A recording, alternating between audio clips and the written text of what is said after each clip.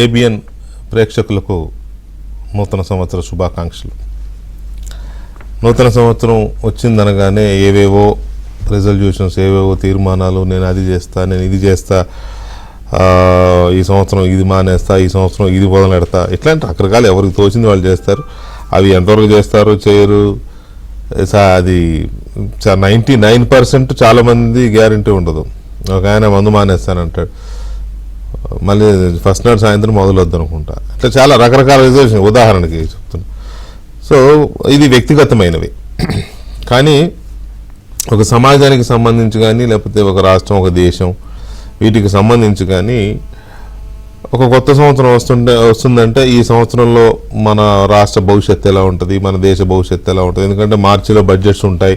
ఈ బడ్జెట్ ద్వారా ప్రభుత్వాలు ఎలాంటి బడ్జెట్ ప్రవేశపెడతాయి, తర్వాత ఏ రంగాలకి ప్రాధాన్యం ఇస్తాయి, ఇట్లాంటి రకరకాలుగా మనం అంచనాలు వేసుకుంటూ ఉంటాం. వాటిని బట్టే రాష్ట్రాల అభివృద్ధి, ప్రజల దైనందిన జీవితం, అలాగే ఉద్యోగాలు, ఉపాధి కల్పన, రకరకాలన్నీ ఆధారపడి ఉంటాయి. అయితే ఆంధ్రప్రదేశ్కి సంబంధించినంత వరకు న్యూ ఇయర్ రాగానే మనం అందరం హ్యాపీ న్యూ ఇయర్ అంటాం కదా, ఇది ఏపీ న్యూ ఇయర్ అనాల్సిన పరిస్థితి కనపడుతోంది ఆంధ్రప్రదేశ్కి సంబంధించినంత వరకు. ఎందుకు అంటే ఏ అంటే అమరావతి, పి అంటే పోలవరం, అట్లా ఉంది ఇప్పుడు అక్కడ పరిస్థితి. ఉన్నాయి ఇంకా చాలా ఎదగాల్సినవి, చేయాల్సినవి చాలా ఉన్నాయి. ఈ రెండు నిర్లక్ష్యం చేయబడుతున్న ఐకానిక్ ప్రాజెక్ట్స్. ఈ రెండు ఆంధ్రప్రదేశ్ రాష్ట్ర దశని దిశని మార్చేసే ప్రాజెక్ట్స్. పోలవరం అయ్యిందంటే అది చెప్తూనే ఉన్నారు ఏపీకి జీవనాడి అని. అది ఆ పోలవరం పూర్తయితే లక్షల ఎకరాలు ఆయకట్టు స్థిరీకరించబడమే కాకుండా కొత్త ఆయకట్టు కూడా సాగవుతుంది. సాగు, తాగునీరు రెండు సమస్యలకి పెద్ద పరిష్కారం అది. అలాగే గోదావరి బేసిన్ నుంచి రాయలసీమ బేసిన్కి నీళ్లు తీసుకెళ్లే ఇది కృష్ణ బేసిన్కి వస్తుంది. కృష్ణ బేసిన్ నుంచి రాయలసీమ కూడా నీళ్ళు వెళ్తాయి. ఎందుకంటే ఇక్కడ గోదావరి బేసిన్ నుంచి కృష్ణ బేసిన్కి నీళ్లు వాడుకుంటారు కాబట్టి కృష్ణ ఎగువ ప్రాజెక్టుల నుంచి గోదావరికి రాయలసీమకు తరలించుకునే అదొక రకరకాల. వీటితో పాటు నదుల అనుసంధానం. ఇవేం జరగాలన్నా పోలవరం పూర్తి అవ్వాలి. ఇది ఇప్పటిదా అంటే దశాబ్దాల కళ. రాష్ట్ర విభజన జరిగిన తర్వాత చట్టబద్ధంగా జాతీయ ప్రాజెక్టు కింద ప్రతిపాదించబడిన పోలవరం దానికి పురిటి కష్టాలు. 2014లో అధికారంలోకి వచ్చిన చంద్రబాబు నాయుడు ప్రభుత్వం దీన్ని వీలైన తొందరగా పూర్తి చేయాలనుకున్నా పూర్తి అవ్వదు. ఎందుకంటే దానికి చాలా పనులు ఉంటాయి. భూసేకరణని, లేకపోతే ఇవన్నీ ఇవన్నీ ఐడెంటిఫై చేసి డిపిఆర్ శాంక్షన్ ఇదంతా చేసి 70% ఏదో వర్క్స్ కంప్లీట్ అయినాయి. ఇందులో జగన్మోహన్ రెడ్డి గారు వచ్చి దానికి కాస్త సంకనాకి ఇచ్చారు. అదన్నారు, ఇదన్నారు, అంతన్నారు, ఇంత అన్నారు. ఏమీ అవ్వకుండా ఉన్నది పోయి ఉంచుకున్నది పోయి అన్నట్టుగా అది మూలకు పడిపోయింది. ఆ రకంగా పోలవరాన్ని ఒక రకంగా చంపేశారు. మరోపక్క అమరావతి అనేది ఆంధ్రప్రదేశ్కి రాజధాని. నిజానికి పెద్దగా చెప్పుకోదగ్గ ఒక ఆదాయ వనరులు తీసుకొచ్చే నగరాలు లేవు ఆంధ్రప్రదేశ్కి, విశాఖపట్నం తప్ప. మిగతా విజయవాడ అయినా, లేకపోతే తిరుపతి అయినా, కాకినాడ, రాజమండ్రి ఇలాంటి మోస్తరు నగరాలు, కార్పొరేషన్లు ఉన్నా అవి రాష్ట్రాన్ని డ్రైవ్ చేసే గ్రోత్ ఇంజిన్లు కావు, డ్రైవర్స్ కావు ఆర్థికంగా, రెవెన్యూ పరంగా. వైజాగ్ ఒకటి కొంచెం పర్వాలేదు. కానీ తెలంగాణకి హైదరాబాద్ ఎలా ఉందో, కర్ణాటకకు బెంగళూరు ఎలా ఉందో, తమిళనాడుకి చెన్నై ఎలా ఉందో, ఇట్లా ప్రతి స్టేట్కి, మహారాష్ట్రకి బాంబే ఒక రకంగా ఇండియా మొత్తానికి అది డ్రైవర్ లాగా పనిచేస్తోంది. సో ఇలాంటి పరిస్థితుల్లో ఆంధ్రప్రదేశ్ రాజధాని లేదు అని అక్కడ అమరావతిలో రాజధాని నిర్మాణాన్ని సంకల్పించి రైతులు ముందుకొచ్చి వాళ్ళు భూములు ఇచ్చి ఇదంతా చేసి పనులు మొదలెట్టి, ఆ సీడ్ క్యాపిటల్ వర్క్స్ అని మొదలెట్టి, క్వార్టర్లు, ఆఫీసు నిర్మాణం మొదలెట్టి మిగతా అంతా డెవలప్ చేస్తున్న తరుణంలో మరి ప్రజలు ఎందుకు మార్చుకున్నారు, ఏం ఆశపడి మార్చుకున్నారు, ఎందుకు దాన్ని ఒక రకంగా చెడగొట్టుకున్నారు, ప్రజలు ఎందుకు చెడగొట్టుకున్నారో తెలియదు. కానీ 2019లో ప్రభుత్వాన్ని మార్చేశారు. ఫలితంగా ఏమైందని అంటే ఆయన ప్రతిపక్షంలో ఉన్నప్పుడేమో అమరావతికి జై అన్నాడు, ముఖ్యమంత్రి అవగానే అమరావతికి నై అన్నాడు, ఏదో 3 రాజధానులు అన్నాడు, 30 అక్కడెక్కడ ఉన్నాయి, ఇక్కడెక్కడ ఉన్నాయి, అది చేస్తాను ఇది చేస్తాను ఏదీ లేకుండా చేశాడు. 5 ఏళ్ళు ఒక రకంగా చెప్పాలంటే నరకం ఆంధ్రప్రదేశ్కి సంబంధించినంత వరకు నరకమే. రాష్ట్రానికి 5 ఏళ్ళు ఒక పీడకల 5 ఏళ్ల పాలన, జగన్మోహన్ రెడ్డి పాలన. ఆయన దాని నుంచి నేర్చుకుని మరి మారాడేమో, రిపెంట్ అవుతున్నాడేమో నాకు తెలియదు, కానీ 5 ఏళ్ళు అయితే ఆంధ్రప్రదేశ్కి సంబంధించి ఒక పీడకల. ఏ ప్రభుత్వము, ఏ ముఖ్యమంత్రి అలాంటి పరిపాలన చేయకూడదు. అనుకోకుండా జరిగితే, తెలియక జరిగితే, అనుభవం లేక జరిగితే మార్చుకోవచ్చు. ఇకనైనా జరిగిన తప్పిదాలను తెలుసుకుంటే అది ఓకే. లేదు నేను ఇలాగే ఉంటాను అంటే ఎవరు చేయగలిగింది లేదు. కానీ సో ఆ పీడకల నుంచి ఆంధ్రప్రదేశ్ ఎంతవరకు బయటపడుతోంది? గడిచిన మేలో కొత్త ప్రభుత్వం వచ్చింది 2024లో. ఆ ప్రభుత్వం వచ్చిన దగ్గర నుంచి అన్ని బాలారిష్టాలే. అన్నీ గత 5 ఏళ్ళు, అంతకుముందు 5 ఏళ్ళు మొత్తం సర్వనాశనం చేసిన వ్యవస్థలు కాబట్టి వాటిల్లోంచి ఒక రకంగా చెప్పాలంటే ఆ పురిటి కష్టాల నుంచి బయటపడి మెల్లమెల్లగా అన్నిటినీ సెట్ చేసుకోవాల్సిన పరిస్థితి ప్రస్తుత ప్రభుత్వం పైన పడింది. వాటన్నిటిని సెట్ చేసుకోవడానికి, తర్వాత అప్పుల కుప్పలాగా మారిన రాష్ట్రాన్ని కొంచెం ఒడ్డును లాగడానికి, కొంత ఆదాయాన్ని సమకూర్చడానికి, లేకపోతే కేంద్రం వైపు నుంచి కొంత నిధులు తెచ్చుకోవడానికి తప్పదు. అక్కడక్కడ అప్పులు తెచ్చుకోవడానికి మళ్ళీ తప్పదు కదా, అప్పులు తెచ్చుకోవడానికి ఇవన్నీ కాలు చేయి కూడా తీసుకుంటున్న పరిస్థితి మనం చూస్తున్నాం గడిచిన 6-7 నెలలుగా. సో ఈ పరిస్థితుల్లో ఈ కొత్త సంవత్సరం 2025 ఆంధ్రప్రదేశ్కి ఎలాంటి ఇయర్ కాబోతోంది? ఎందుకంటే ఈ ఇయర్లో చాలా జరగబోతున్నాయి అనేది ప్రభుత్వం సంకేతాలు ఇస్తోంది. ముఖ్యమంత్రి చంద్రబాబు నాయుడు కూడా ఇవాళ చాలా విషయాలు చెప్పారు. నిన్న కూడా పబ్లిక్తో మాట్లాడుతూ చాలా విషయాలు చెప్పారు. సిఆర్డీఏ ఆఫీస్కి నవంబర్లో శంకుస్థాపన చేసి 120 రోజుల్లోనేమో ప్రారంభించేస్తామని చెప్పారు. అంటే 4 మాసాల్లో దాన్ని ప్రారంభిస్తామన్నారు. అలాగే అమరావతి పనులు వేగవంతంగా స్టార్ట్ అయినాయి. అవి ఎప్పటికి పూర్తవుతుంది అమరావతి అనే దాని మీద ఒక చర్చ ఉంది. తర్వాత పోలవరం మీద కేంద్రం మళ్ళీ మొన్న ప్రాజెక్టు రెడీ చేసింది. మళ్ళీ ఇప్పుడు కొట్టుకుపోయిన డయాఫ్రమ్ వాల్ అంతా నెరలిచి పాడైపోయింది కదా డయాఫ్రమ్ వాల్. దాన్ని మళ్ళీ నిర్మిస్తే తప్ప ప్రాజెక్టు పనులు పూర్తి మొదలు కావు. సో దాన్ని మొదలుపెట్టే కార్యక్రమం ఒకటి నడుస్తుంది. కాబట్టి 2027 బహుశా అక్టోబర్-నవంబర్ 2027 అక్టోబర్-నవంబర్ కల్లా పోలవరం పూర్తవుతుంది అనేది చంద్రబాబు నాయుడు మళ్ళీ ఒకసారి ఒక డెడ్ లైన్ పెట్టారు. సో ఈ డెడ్ లైన్లు ఈసారైనా గ్యారంటీగా జరుగుతాయా, మళ్ళీ ఇలాగే పొడిగించబడతాయా అనేది ఒక సందేహం ఉంది. సో ఓవరాల్గా చూసినప్పుడు ఈ రెండు ఏపీ అమరావతి, పోలవరం ఈ రెండింటి పరిస్థితి ఎలా ఉంది? అమరావతిని ఎప్పటిలోగా పూర్తి చేస్తారు? మళ్ళీ ఎలాంటి అవరోధాలు రాకుండా, ఒకవేళ మళ్ళీ ఎలక్షన్ తర్వాత అటు ఇటు అయితే అవుతాయని వాళ్ళు అనుకుంటున్నారేమో. ఒకవేళ అయితే మళ్ళీ ఎవడు దాన్ని కదిలించకుండా ఏం చేయగలుగుతారు ఈ లోపు అనేది ఒక అంశము. పోలవరానికి సంబంధించి ఇంకొక అంశం. వీటితో పాటు రాష్ట్ర వ్యాప్తంగా ఎలాంటి డెవలప్మెంట్ కార్యక్రమాలు చేయబోతున్నారు? వైజాగ్లో అప్పట్లో ఆగిపోయిన మిలీనియం టవర్స్ అనే ఐటీ టవర్స్ని జగన్మోహన్ రెడ్డి ప్రభుత్వం వాటిని ఖాళీ చేయించి గాలికి వదిలేసింది. ఇప్పుడు మళ్ళీ వాటిని పునఃప్రారంభించి ఐటీ కంపెనీలకి ఇవ్వడం ద్వారా మళ్ళీ వేలాది మందికి ఉపాధి అవకాశాలు ఇస్తారంటున్నారు. అలాగే అక్కడ ఇంకా కొన్ని కార్యక్రమాలు కూడా చేయబోతున్న పరిస్థితి వైజాగ్లో మనకు కనపడుతుంది. విశాఖలో ఆ క్రూజ్ టెర్మినల్ అని సముద్రంలో క్రూజ్ టూరిజం ఒకటి ఉంటుంది, దానికి టెర్మినల్ రెడీ అయింది. అక్కడ నుంచి భారీ క్రూజులు ప్రారంభమైతే మంచి ఒక స్కోప్ ఉంటుంది టూరిజం కూడా అనేది ఒక అంచనా. సో ఇటువంటివి ఎగ్జాంపుల్ చెప్తున్నాను నేను. అలాగే రాయలసీమ ప్రాంతంలో ఇండస్ట్రీస్ కానీ, లేకపోతే పవర్ జనరేషన్ కానీ, హార్టికల్చర్ కానీ, ఇరిగేషన్ ప్రాజెక్ట్స్ ఇవన్నీ 2025 అనేది ఒక క్రూషియల్ ఇయర్ కాబోతోంది ఆంధ్రప్రదేశ్కి సంబంధించినంత వరకు. ఎంతవరకు వీటిని రాష్ట్ర ప్రభుత్వం, చంద్రబాబు నాయుడు ప్రభుత్వం, ఎన్డీఏ ప్రభుత్వం టాప్ గేర్లో తీసుకెళ్లే అవకాశం ఉంది. అందుకు తగ్గట్టుగా కేంద్రం సహకారం అయితే కనబడుతోంది. ఎన్డీఏ ప్రభుత్వంలో ఉండడం వల్ల అమరావతికి సంబంధించి ఇప్పటికే 15,000 కోట్ల గ్రాంట్ని రాష్ట్ర ప్రభుత్వానికి ఇప్పించింది కేంద్రం. అలాగే పోలవరానికి నిధులు వస్తున్నాయి. అలాగే ఏడీబీ నుంచి కొంత ప్రపంచ బ్యాంక్ కూడా నిధులిస్తోంది అమరావతి రాజధాని నిర్మాణానికి. సో ఇవన్నిటిని చూసుకున్నప్పుడు 25లో ఎంత స్పీడ్గా ఆంధ్రప్రదేశ్ పరుగులు పెట్టే అవకాశం ఉంది, పరిశ్రమలకు సంబంధించి కానీ, లేకపోతే రాజధానిలో కేంద్ర ప్రభుత్వ రంగ సంస్థల కార్యాలయాలు ఎంతవరకు స్పీడ్గా నిర్మితమయ్యే అవకాశం ఉంది. ఇవన్నీ ఒక గ్లాన్స్ కనుక మనం వేస్తే 25 ఏపీ న్యూ ఇయర్ అవుతో చర్చలో తెలుగుదేశం పార్టీ జాతీయ అధికార ప్రతినిధి, అలాగే Swachhandhra mission corporation chairman Kommareddy Pattabhiram గారు, అండ్ సిపిఎం సీనియర్ నాయకులు, మాజీ శాసనసభ్యులు ఎంఏ గఫూర్ గారు, అలాగే రాజకీయ విశ్లేషకులు, ఆర్థిక రంగ విశ్లేషకులు నల్లమూర్తి చక్రవర్తి గారు మనతో చర్చలో పాల్గొంటున్నారు. ముందుగా ముగ్గురికి నూతన సంవత్సర శుభాకాంక్షలు అండి. Thank you sir. Thank you very much. Happy new year. Thank you అండి.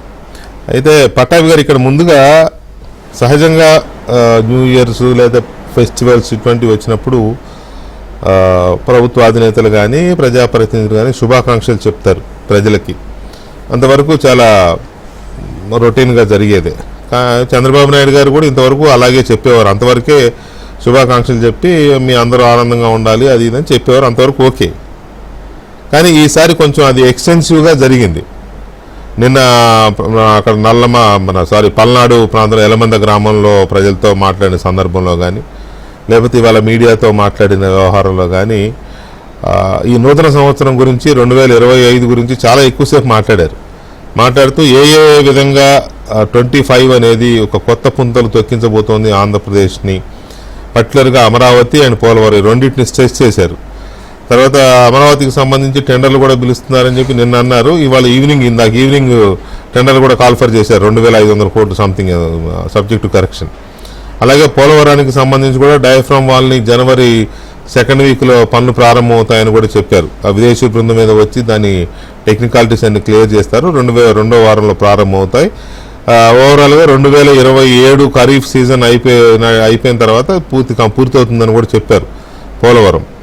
సో ఇవి కాకుండా ఇతరత్ర వైజాగ్లో ఇందాక నేను చెప్పినవి కానీ, రాష్ట్రంలో ఇంకా అక్కడక్కడ ఉన్న డెవలప్మెంట్ కార్యక్రమాలు కానీ.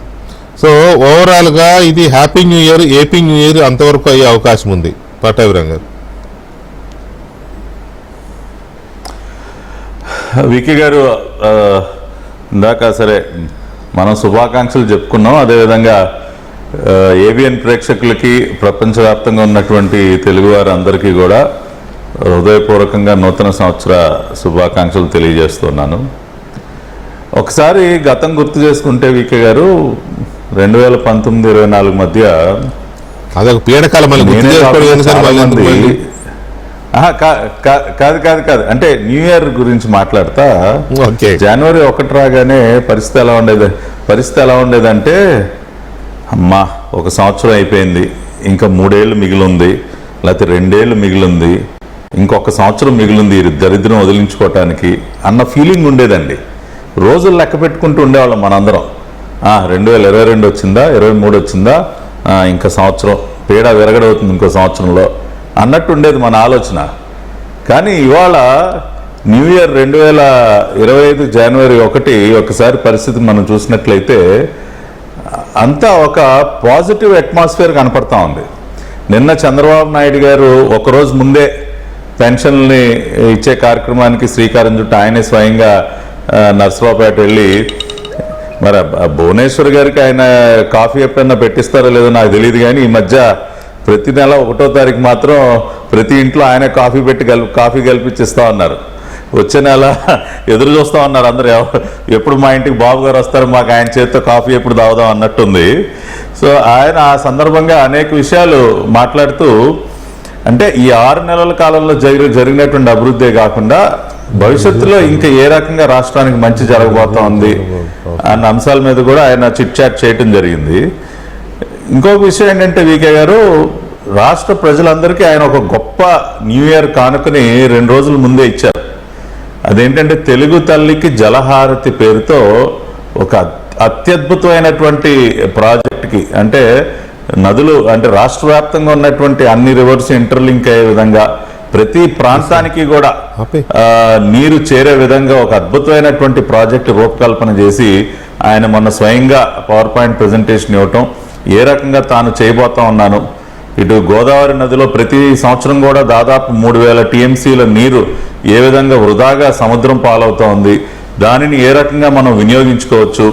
ఇటు పోలవరం ప్రాజెక్టు ద్వారా విశాఖపట్నం వరకు ఈ నీటిని ఏ రకంగా తరలించవచ్చు, ఆ పైన నాగావళి వంశధార ఇంటర్లింకింగ్ పూర్తి చేసుకుంటే అటు శ్రీకాకుళం వరకు ఎలా తరలించవచ్చు, రెండో పక్కన ఇటు బనగచర్ల రెగ్యులేటర్ వరకు ఈ నీటిని తరలించి రాయలసీమను ఏ విధంగా సస్యశ్యామలం చేయొచ్చు, దాదాపుగా ఒక 80,000 కోట్ల రూపాయలకు సంబంధించి ఈ ప్రాజెక్టు అవుట్లే మొత్తం కూడా చాలా స్పష్టంగా వివరిస్తే అందరూ ఎంతో ఆనందపడినటువంటి సందర్భం. అంటే ఈ రకమైనటువంటి ఆలోచనలు గత 5 సంవత్సరాల కాలంలో ఆనాటి పాలకుల దగ్గర నుంచి ఏ రోజు కూడా మనం విన్న పాపాన పోలేదు. రెండోది, ఇవాళ ప్రధాన పత్రికల్లో ఒకసారి హెడ్లైన్స్ చూస్తే వికే గారు నిజంగా ఎంత కడుపు నిండే విధంగా ఉందంటే, పోలవరంలో ఈ నెలలోనే డయాఫ్రమ్ వాల్ పనులు, జనవరి 12న job calendar, Kathipudi Ongole NH 6 వరుసల యోగం, ఇవన్నీ హెడ్లైన్స్ అండి. జలహారతికి ప్రపంచ బ్యాంకు దన్ను, అమరావతికి టెండర్ల జోష్, నేటి నుంచే టెండర్లు ఆహ్వానం, మిలీనియం టవర్లకు మోక్షం. ఇవి ఇవాళ జనవరి 1వ తేదీన మన కళ్ళెదురుగుండా కనపడుతున్న హెడ్లైన్స్. సకల హంగులతో విశాఖ క్రూజ్ టెర్మినల్. ఇవన్నీ జనవరి 1వ తేదీన ఇన్ని పాజిటివ్ న్యూస్ మనం చదివితే నిజంగా ఎంత ఆనందంగా ఉంటుంది వికే గారు. ఇప్పుడు మిలీనియం టవర్లకు మోక్షం అని వాళ్ళు చదువుతా ఉన్నాం. నా గత పాలకులు మిలీనియం టవర్స్లో ఉన్నటువంటి ఐటీ కంపెనీలన్నింటినీ తరివేసి 3 రాజధానుల పేరుతో మొత్తం కంపెనీలన్నింటినీ తోలేస్తే ఇవాళ అదే మిలీనియం టవర్స్లో దాదాపు 2 లక్షల చదరపు అడుగుల విస్తీర్ణంలో టాటా కన్సల్టెన్సీ సర్వీసెస్ 2,000 మందికి ఉపాధి కల్పించే విధంగా వారు ఒక సెంటర్ పెడతా ఉన్నారు. అది జనవరి 1వ తేదీన మనం ఆ వార్త ఇవాళ ప్రధానంగా చదువుతూ ఉన్నాం.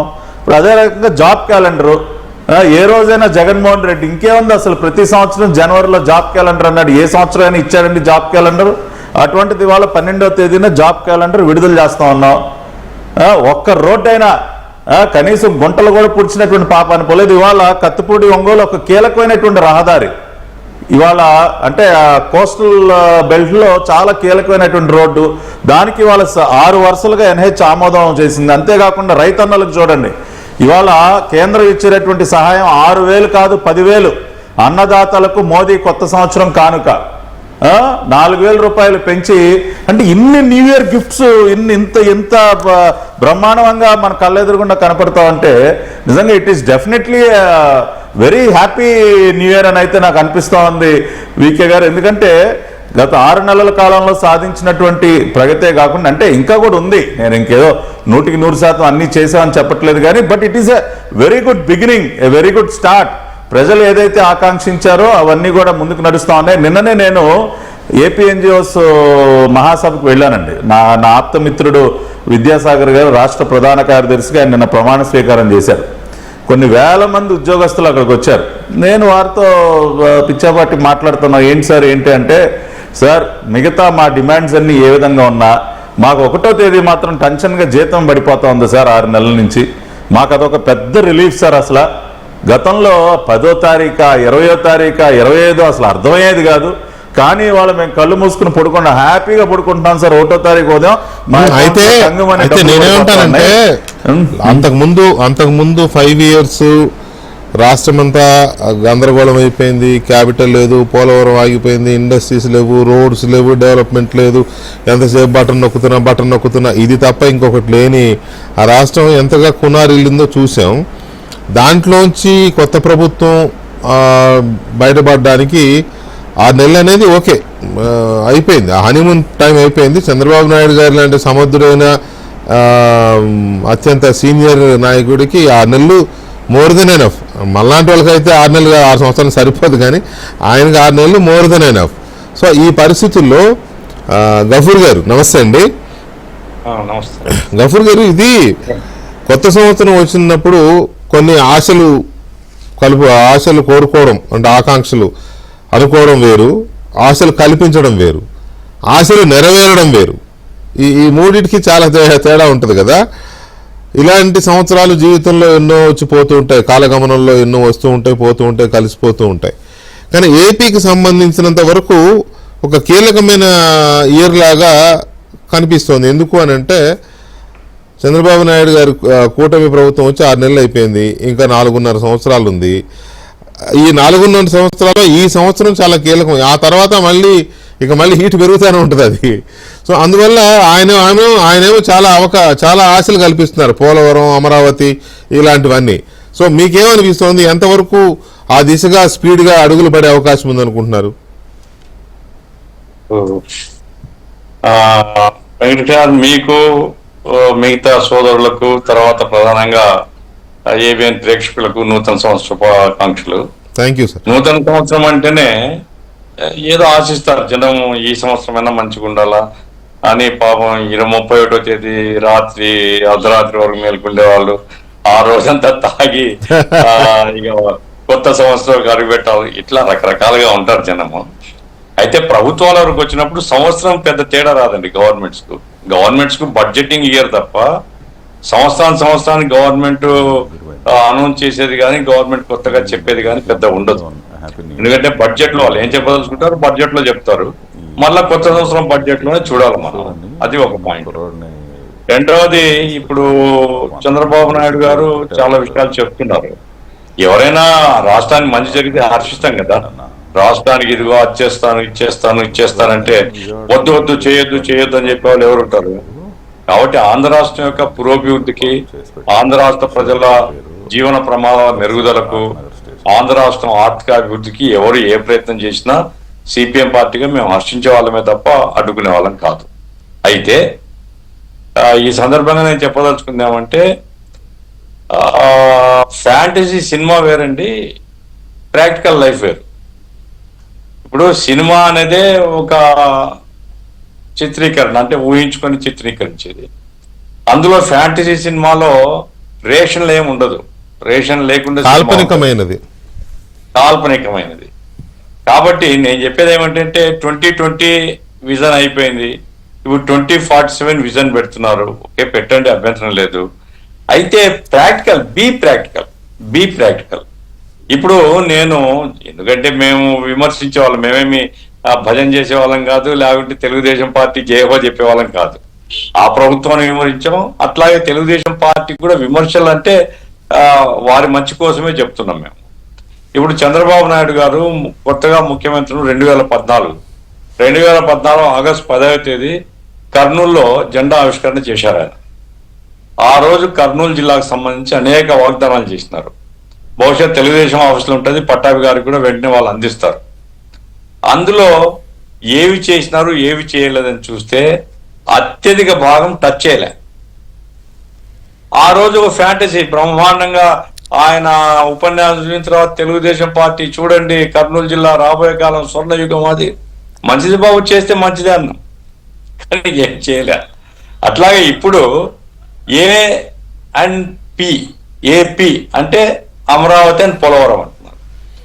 ఇప్పుడు నాకు కొంచెం బాధ అనిపించేది ఏమంటే, వెంకటకృష్ణ లాంటి జర్నలిస్టులు, అభ్యుదయ భావాలు ఉండేటువంటి వాళ్ళు కూడా ఒక బ్రహ్మాండంగా ఆర్థిక అభివృద్ధికి నగరం లేదు, అమరావతి కాబోతుంది అంటున్నారు. నాకైతే తెలియదు ఎట్లా అవుతుంది అనేది. ఇప్పుడు నారాయణ గారు మొట్టమొదట ఆయన పురపాలక శాఖ తీసుకున్న తర్వాత అన్ని డిపార్ట్మెంట్ రివ్యూ చేసి ఆయన చెప్పింది ఏమిటంటే 48,000 కోట్లు అవసరమవుతుంది, ఇది over a period of 3 years మేము చేస్తామని చెప్పారు. సరే, అది ఒకటి. ఇప్పుడేమంటున్నారు, 69,000 కోట్లు అవుతుంది అంటున్నారు. ఇంకొన్నాళ్ళకు అది 1,00,000 కోట్లు కూడా కావచ్చు. అంటే అమరావతి నగరము, ఒక నగరాన్ని నిర్మించడం కోసం రాష్ట్ర వనరులన్నింటినీ, అంటే మీరు ప్రపంచ బ్యాంక్ నుంచి తెస్తారు లేదా ఏడిబి నుంచి తెస్తారు, ఇదంతా భారం ఎవరి మీద ఎవరు మోయాలి? ఆంధ్రప్రదేశ్ ప్రభుత్వమే కదా, ఆంధ్రప్రదేశ్ ప్రజలే కదా. కాబట్టి మేమేం చెప్తున్నాం అంటే, ప్రజల ధనాన్ని ఖర్చు పెట్టేటప్పుడు ప్రయారిటీస్ పెట్టుకోండి. ఇప్పుడు మేము అమరావతి రాజధాని దాన్ని సిపిఎం పార్టీ మనసా వాచా కర్మేనా మేము కట్టుబడి ఉన్నాం. అయితే మొదటి నుంచి మేము ఏం చెప్తున్నాం అంటే, అద్భుతమైన నగరాలు నిర్మించే బాధ్యత మంది కాదు, అద్భుతమైన నగరాలు నిర్మించే బాధ్యత ప్రభుత్వానికి కాదు. ఏదైతే మినిమం ఇన్ఫ్రాస్ట్రక్చర్ కావాలో రాష్ట్రానికి, ఆ ఇన్ఫ్రాస్ట్రక్చర్ వరకు మీరు నిర్మించి మిగతా ఓవర్ ఏ పీరియడ్ డెవలప్ చేసుకోవచ్చు. ఆ ఇన్ఫ్రాస్ట్రక్చర్ కావాల్సిన డబ్బు మీరు పెట్టండి అని చెప్తున్నాం. సరే, ప్రభుత్వానికి తలకి ఎక్కదు, ఎందుకంటే మైకంలో ఉన్నప్పుడు ఎక్కడ కదా, హ్యాపీ ఫ్యాక్టర్ మాత్రమే చూస్తారు. హ్యాపీ ఫ్యాక్టర్ పోయినసారి నాకు బాగా గుర్తుంది, 2019 ఎన్నికల కంటే ముందు కూడా చెప్పింది ఏమంటే 90% హ్యాపీ ఫ్యాక్టర్ ఉంది రాష్ట్రంలో. ఏమైంది? హ్యాపీ కంప్లీట్ అన్హ్యాపీగా మారిపోయింది. కాబట్టి ఏదైనా ఒక ప్రణాళిక తీసుకున్నప్పుడు దాని మంచి లోతుపాతులు, రాష్ట్రం మీద దాని ప్రభావం ఎట్లుంటది, రాష్ట్రం యొక్క అవసరాలు ఏమిటని ఆలోచించాల్సినటువంటి అవసరం ఉంది. అమరావతి ఏకైక రాజధాని మేము కట్టుబడి ఉన్నాం. అమరావతికి బేసిక్ ఇన్ఫ్రాస్ట్రక్చర్ గవర్నమెంట్ చేయాలి, మేము కట్టుబడి ఉన్నాం. కానీ అమరావతి యొక్క హంగులు, ఆర్భాటాలు, నవనగరాలు దీనికంతా గవర్నమెంట్ డబ్బు పెడతామనేది సరైన వైఖరి కాదని మా పార్టీ మొదటి నుంచి చెప్తుంది. రెండోది పోలవరం చాలా అవసరం. రాష్ట్రానికి జీవనాడు, అందులో ఏం సందేహం లేదు. అయితే ఇప్పుడు పోలవరం దగ్గరికి వచ్చేపాటికి కూడా ఏమిటి 41.5కు ఏదో డిసైడ్ చేస్తారు ఇప్పుడు మొదటి దశ. సరే, ఏదో ఒక దశ అయితే స్టార్ట్ అయితే మంచిది, కంప్లీట్ అయితే మంచిది. ప్రత్యేకించి ఇప్పుడు చంద్రబాబు నాయుడు గారు ప్రతిపాదించిన జలహారతి మంచి కార్యక్రమమే. దాన్ని ఇంకొంచెం లోతుగా స్టడీ చేయాలి. ఎందుకంటే ఇంతకుముందు ఏమిటంటే గోదావరి పోలవరం నుంచి బోలపల్లి నుంచి సోమశిల అని చెప్తున్నారు. ఇప్పుడు అట్లా కాకుండా బనగాచర్ల నుంచి అనేది మంచి ప్రతిపాదన. నేను దాన్ని వ్యతిరేకించడం లేదు, కొంచెం అధ్యయనం చేయాల్సినటువంటి అవసరం ఉంది. కానీ నేను చెప్పేది ఏమిటంటే ఇటువంటివి ఒక మేజర్ ప్రాజెక్ట్స్ రాష్ట్రం మీద దీర్ఘకాలం కాదు, శాశ్వతమైనటువంటి ప్రభావం పడేటువంటి ప్రాజెక్ట్ ప్రారంభించినప్పుడు మీరు రాజకీయ పార్టీలు కూడా అడగండి, అఖిలపక్ష సమావేశాలు జరపండి, అందరితో షేర్ చేసుకోండి. రాష్ట్రం జగన్మోహన్ రెడ్డి సొంతం కాదు, రాష్ట్రం మీ సొంతము కాదు. రాష్ట్ర ప్రజల యొక్క లేదా రాజకీయ పార్టీలు, గుర్తింపు పొందిన రాజకీయ పార్టీలైనా పిలిచి వాళ్ళ అభిప్రాయాలు ఇంకా మేధావు లేదని చెప్తే ఈఎస్ శర్మ గారు ఒక పెద్ద ఉత్తరం రాశారు ఎవరికి, ముఖ్యమంత్రి గారికి. ఈఎస్ శర్మ ఆయనేమి మామూలు వ్యక్తి కాదు కదా, ఆయన సీనియర్ ఐఏఎస్, రిటైర్డ్ ఐఏఎస్, చాలా గొప్ప మేధావి. ఇట్లా టోళ్ళందరూ కూడా ఇక జనంలో పడక ముందే ఏవైనా ఏపీ మాత్రమే కాదండి, మధ్యలో బి ఉందండి, బ్యాక్వర్డ్ రీజన్స్ గురించి కేంద్రం పట్టించుకోవడం లే, రాష్ట్రం పట్టించుకోకపోతే ఎట్లా బాగుపడతాయి బ్యాక్వర్డ్ రీజన్స్? కాబట్టి ఏపీ కాదు ఏబిపి అని ప్రయారిటీస్ పెట్టుకొని ఆ మాటకు వస్తే ఏపీతో పాటు ఆరు తప్పనిసరిగా పెట్టాలి. ఎందుకంటే సమస్యలన్నీ ఆరులోనే ఉన్నాయి కదా, ఇప్పుడు ఉన్నాయి కదా. అంటే నేను చెప్పేది ఏమిటంటే ఒక సమగ్రమైన దృష్టి. ఏపీ అనేది ఎందుకు వాడుతున్నామంటే మనం రాష్ట్రం పేరు ఏపీ, రాష్ట్రంలో ఇప్పుడు కీలకమైన ప్రాజెక్టులుగా ఉన్నాయి ఏపీ కాబట్టి అట్లా వచ్చింది. అంత మాత్రం మిగతా అవన్నీ పెట్టాల్సిన అవసరం లేదని కాదు. నేను కాదని చెప్పడం లేదు, కానీ మేము చెప్తే కొంచెం విమర్శగా ఉండొచ్చు, చేదుగా ఉండొచ్చు. మీరు చెప్పింది కరెక్ట్. సమగ్రమైన దృష్టితో మిగతా వాళ్ళతో కూడా మీకేమి ఇప్పుడు మేము చెప్తే మీరేం మార్చుకోరు, కానీ మా అభిప్రాయాలు చెప్తే రీజనబుల్ ఉన్నాయా లేదా, ఇట్లా అందరితో కలుస్తారు అనుకోండి అన్ని రాజకీయ పార్టీలతో, అప్పుడు కామన్ కన్సెన్సస్ వస్తుంది, గవర్నమెంట్ కు పెద్ద సపోర్ట్ జనంలో వస్తుంది.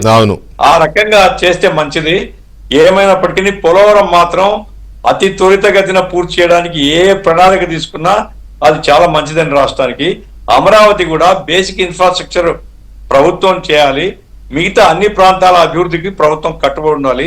ఆ రకంగా చేస్తే ప్రభుత్వానికి మద్దతు ఉంటుంది, ప్రజలు. లేకుంటే ఉందనుకోండి, రాయలసీమ రీజన్ లో చాలా పోయినసారి పెద్ద నష్టం జరిగింది తెలుగుదేశానికి. వాళ్ళు గ్రహిస్తున్నారు లేదు నాకు తెలియదు, కానీ చాలా పెద్ద నష్టం జరిగింది.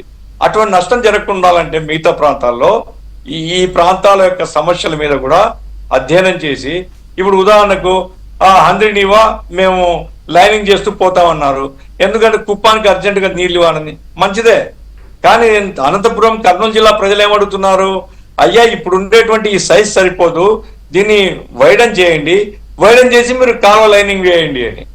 అంటే పైన అనుకుంటారు, కింద లైనింగ్ పటాపట చేస్తారనుకోండి, అప్పుడు అది ఫిక్స్ అయిపోతుంది. అప్పుడు ఏమవుతుంది, నీళ్లు ఎవరికి అందవు. గొడవనే, కుప్పానికి పోవు, అనంతపురానికి పోవు, కింది పైన నీళ్లు పోతుంటే పైవాడు ఊరుకోడు, పైవానికి కింది వానికి తగాద వస్తుంది. ఇవన్నీ కొంచెం జాగ్రత్తగా ప్లాన్ చేసుకోవాలా. 5 సంవత్సరాల టైం ఉంది. పైగా ఇంకొకటి కూడా, రాయలసీమ ప్రజలు, రాయలసీమ ఓటర్లు ఇంతకు ముందు వివిధ అంశాలకు కాస్త ఇదిగా ఉండి ఓట్లు ఒకవైపుకి ఎక్కువగా వెళ్తూ ఉండేవి. కానీ ఇప్పుడు అట్లా కాదు, చాలా చైతన్యవంతం అయిపోయింది. అంటే ఇంతకుముందు చైతన్యం లేదని కాదు, కానీ ఎలక్షన్ విషయానికి వచ్చేసరికి మాత్రం ఏదో ఒక ప్రభావానికి లోనై వెళ్తూ ఉండేవి, ఒకవైపే ఎక్కువగా ఉండేవి. కానీ మీకు 2019 చూస్తే తెలుగుదేశం పార్టీకి కేవలం 3 అంటే 3 వచ్చినాయి మొత్తం రాయలసీమ అంతా కూడా. ఇప్పుడు కూడా వైసీపీకి 5 ఏమి వచ్చినాయి రాయలసీమలో. ఆ? ఇది కూడా కడప జిల్లా తప్ప. అవును, కడపలో 3 వచ్చినట్టున్నాయి, 3, 4. చిత్తూరు పెద్దిరెడ్డి రామచంద్రారెడ్డి గారు. అదే మొత్తమే రాయలసీమలో 5, 6 మాక్సిమం. సో వైసీపీకి 5, 6 వచ్చినాయంటే రాయలసీమ ప్రజలు చాలా క్లీన్ గా అబ్జర్వ్ చేస్తున్నారు ప్రభుత్వాల పనితీరుని. కాబట్టి ఇది చాలా కీలకమైన ఫ్యాక్టర్. ఏమైనా కూడా ఈ వచ్చే ఏడాది అమరావతి పోలవరంతో పాటు కోరుకుంటామండి. అది ఓకే సార్, మంచి జరగాలనేది కోరుకుంటాము. అభివృద్ధికి ఏం చేసినా మేము హృదయపూర్వకంగా మద్దతు ఇస్తాం. అందులో గఫూర్ సాబ్ కళలో కూడా మంచి జరగాలనే కోరుకుంటారు. ఎందుకంటే ప్రోగ్రెసివ్ పొలిటీషియన్స్ అయినా ప్రజలైనా ఎవరైనా ఎక్కడో కుళ్ళు స్వభావాలు, సైకోలు ఇట్లాంటి వాళ్ళు నెగిటివ్ కోరుకుంటారు, కానీ లేకపోతే ఎందుకు కోరుకుంటారండి. అయితే ఇక్కడ పాయింట్ ఏంటంటే ఎంతవరకు ఇవి కార్యరూపం దాల్చే అవకాశం ఉంది. 2025లో ఇవన్నీ పూర్తయిపోతాయని మనం అనడం లేదు, కానీ ఆ దిశగా వేగంగా అడుగులు పడితే తప్ప అనుకున్న టైంలో 2 ఏళ్ళకో 3 ఏళ్ళకో అవ్వాలి అని అంటే 25 కీలకం, ఇనిషియల్ స్టెప్స్ కీలకం కదా. అందువల్ల ఏం జరగబోతుంది అనేది చక్రవర్తి గారి ఒపీనియన్. సో మనం ఒకసారి చక్రవర్తి గారి ఒపీనియన్ తీసుకునే ముందు కీలకమైన 2 అమరావతి, పోలవరం, ఈ 2 ప్రాజెక్ట్స్లో పోలవరానికి సంబంధించి జరుగుతున్నది ఏంటి, ప్రభుత్వం యొక్క ప్లాన్స్ ఎంతవరకు కంప్లీట్ అయ్యే అవకాశం ఉంది అనే దాని మీద సీనియర్ జర్నలిస్ట్ ఎనగంటి రవికుమార్ గారు ఏదో ఒపీనియన్ చెప్తున్నారు. రవి గారు, గుడ్ ఈవినింగ్ అండి. నమస్తే వెంకటకృష్ణ గారు. Happy new year sir. Thank you. Same to you అండి అందరికీ. ఈ పోలవరానికి సంబంధించి ఏంటండి? పోలవరం సంబంధించి మీరు గుర్తునే ఉంటుంది, గత 10 సంవత్సరాలుగా నేను రెగ్యులర్ గా ఫాలో ఆర్టీఐ ద్వారా సమాచారం సేకరించి ప్రజలకు తెలియజేస్తా ఉన్నాను.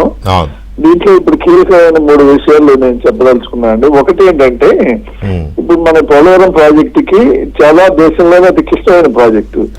దీనికి సంబంధించి సిడబ్ల్యూసి సెంట్రల్ వాటర్ కమిషన్ మనకి చట్ట ప్రకారంగా డ్యామ్ డిజైన్ రూపంలో భారతదేశంలో అత్యధిక సామర్థ్యం కలిగిన ఒక సంస్థ అది.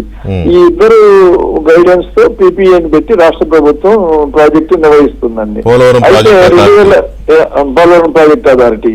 అయితే 2021 నుంచి గైడ్ బండ్ కొట్టుకుపోవడం రకరకాలు జరిగిన పరిణామాల దృష్ట్యా సిడబ్ల్యూసి డిడిఆర్పి వెనక్కి తగ్గినాయండి.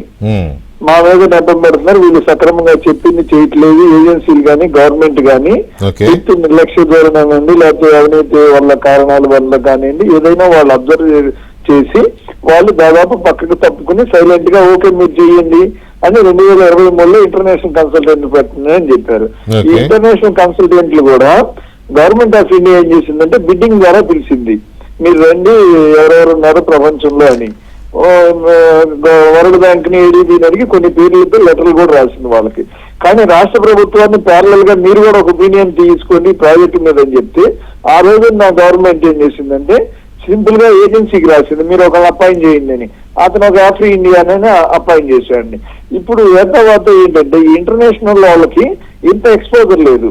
మనకి నిర్మించిన బాబు గారిలో నిర్మించిన బావర్ అనే కంపెనీకి తప్ప ఈ వర్క్ షాపులు ఇన్ని జరిగిన ఈ రోజుకి కరెక్ట్ గా చెప్పలేకపోతున్నారు. అబ్జర్వ్ చేసి ఉంటారు, ఆంధ్రప్రదేశ్ లో కూడా ఈ రోజు వచ్చింది ఐటమ్ దీనికి సంబంధించి.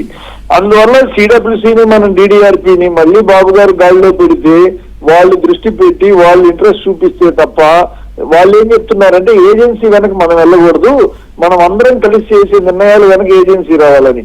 గత 3 ఏళ్ళు ఏజెన్సీ వెనక గవర్నమెంట్ వెళ్ళిపోయింది కాబట్టి 600 కోట్లు డీవియేషన్ ఇచ్చారు. ప్రాజెక్ట్ జరిగిందేమో 500 కోట్లు కూడా జరగలేదు. డీవియేషన్స్ పేరుతో అదనంగా 600 కోట్లు వాళ్ళకి ఇచ్చారు. ఇలాంటివి జరగకుండా ఉంటూ టెక్నికల్ గా జాగ్రత్తగా చూడాల్సిన అవసరం. ఇంకోటి ఏంటంటే 2021-23 మధ్యలో రాష్ట్ర ప్రభుత్వం పదే అడగటం వల్ల మేము ఫేజ్ 1 ఫేజ్ 2 పెట్టాము అని నాకు ఈ రోజు ఒక డాక్యుమెంట్ వచ్చిందండి. క్లియర్ గా గవర్నమెంట్ ఆఫ్ ఇండియా ఇచ్చింది దాని విషయంలో. ఒక 100 పేజీల డాక్యుమెంట్ లో స్పష్టంగా ఆ రోజు ప్రభుత్వం ఇట్లా ఫిక్స్ చేయమని అడిగింది అని యూనియన్ కేబినెట్ కూడా అప్రూవ్ చేసిందండి అది. సో ఇప్పుడు బాబు గారు మళ్ళీ సీఎం గారు మళ్ళీ అది లేదు 1, 2 లేవు, పోలవరం ఒకటేను, ఎంత నీళ్లు నింపుతావు అనేది అప్రస్తుతము, 1, 2 అనేది లేదు అనేది 45.5 పోలవరం ప్రాజెక్ట్ అంటే 45 సరే మన ల్యాండ్ ఎక్విజిషన్ జరిగే దాన్ని బట్టి నీళ్లు నింపుకుంటాం. అంతేగాని 41 కి 5 phase 1 phase 2 ఏంటండి? అలా అయితే లేదు కదా. ప్రస్తుత ప్రభుత్వం యొక్క ఆలోచనలో అట్లా phase 1 phase 2 అట్లా ఉందా? ప్రభుత్వం లేదు. జగన్మోహన్ రెడ్డి చేశారులేండి. జగన్మోహన్ రెడ్డి ప్లాన్ పత్రికలు ఏం చేసినాయి అంటే ఇదంతా తెలుగుదేశం చేసింది అని చెప్పి వాళ్ళు తీవ్రంగా ఆరోపిస్తూ జగన్ ప్రెస్ కాన్ఫరెన్స్ పెడతాం, సాక్షి పేపర్లు, బ్లూ మీడియా బాగా ఎత్తుకున్నాయి.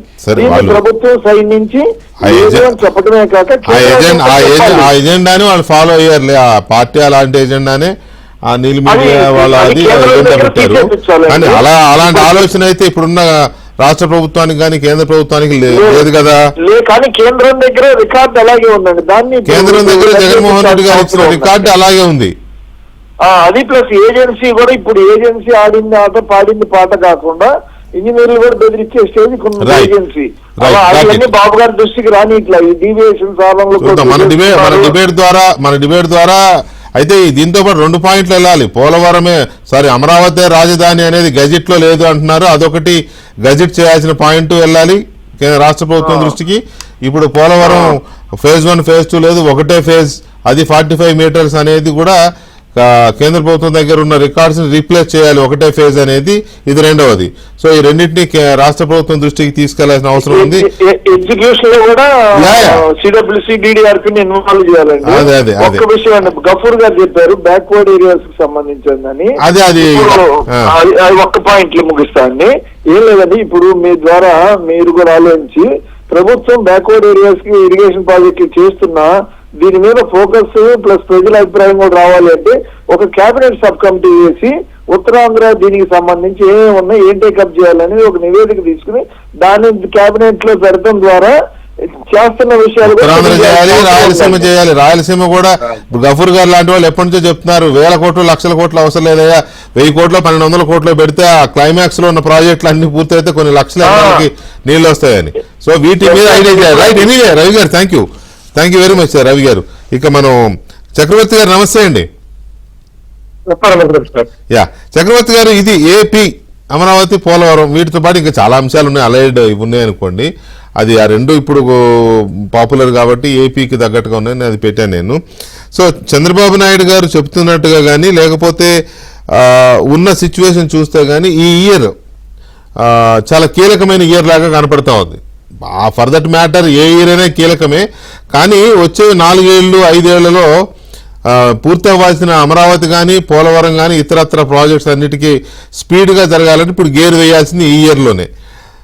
ఆయన చాలా చెప్పారు, నిన్న చెప్పారు, ఇవాళ చెప్పారు. మీ అబ్జర్వేషన్స్ ఏంటి దీని మీద? ఎంతవరకు 2025 అనేది ఏపీకి ఒక స్పీడ్ గేర్లో తీసుకెళ్తుంది అనుకోవచ్చు? అమరావతికి పోలవరానికి రెండింటికి కూడా చాలా ఆశాజనకంగా ఉన్నాయి. ఎందుకంటే దానికి కావాల్సిన వనరులు త్వరితగతిన సమకూరుతున్నాయి. అమరావతికి మీకు తెలిసిందే హడ్కో నుంచి లోను, దాని తర్వాత world bank loan I think 11,000 కోట్లు, ఏడీబీ కూడా అవన్నీ కలుపుకుంటే మీకు 2025లో పాత రోజుల్లో దైదీప్యమానంగా వెలిగిపోయేది అమరావతి ప్రాంతం. ఇంకొక 5-6 నెలల్లో మనం ఆ దశకి వచ్చే అవకాశం ఉంది. మొత్తం స్పీడ్ దాదాపు 22,000 కోట్లు సమకూరుతున్నాయి. అవును. So that is big sum of money. That is almost like 2.5% of the project.